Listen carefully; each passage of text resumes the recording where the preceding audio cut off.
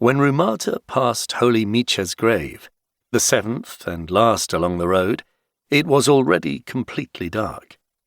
The much ballyhooed Hammerian stallion, received from Don Tomeo in payment of a gambling debt, had turned out to be completely worthless.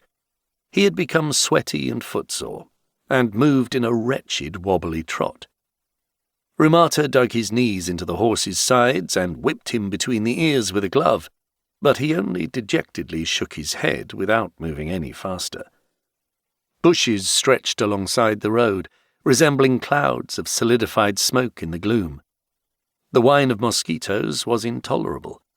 Scattered stars trembled dimly in the murky sky. A mild wind was blowing in gusts, warm and cold at the same time, as was always the case in autumn in this seaside country, with its dusty, muggy days and chilly nights. Rumata wrapped his cloak tighter and let go of his reins. He had no reason to hurry.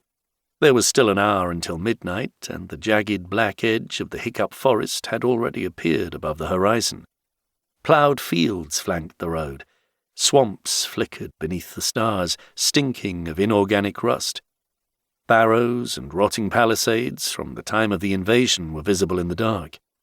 To his left, a grim glow was flaring up and dying down. A village must be burning, one of the innumerable indistinguishable places known as Deadtown, Gallowland, or Robberdale, though august decree had recently renamed them Beloved, Blessed, and Angelic. This country extended for hundreds of miles, from the shores of the Strait until the Siva of the Hiccup Forest, blanketed with mosquito clouds, torn apart by ravines, drowning in swamps, stricken by fevers, plagues, and foul-smelling head colds. At the turn of the road, a dark figure materialized from the bushes. The stallion shied, throwing back his head. Rumata grabbed the reins, adjusted the lace on his right sleeve out of habit, and put his hand on the hilt of his sword before taking a good look. The figure took off his hat. "Good evening, noble Don," he said quietly. "I beg your pardon." "What is it?" Rumata asked, listening hard. There's no such thing as a silent ambush. Robbers give themselves away by the creak of their bowstrings. The grey stormtroopers belch uncontrollably from the stale beer. The baronial militiamen breathe avidly through their noses and clatter their weapons, while the slave-hunting monks noisily scratch themselves. But the bushes were quiet. It seemed the man wasn't a bandit. Not that he looked much like a bandit. A short, thick-set city resident in a modest cloak. "May I run alongside you?" he asked, bowing. "Certainly," said Rumata, lifting the reins. "You may hold the stirrup."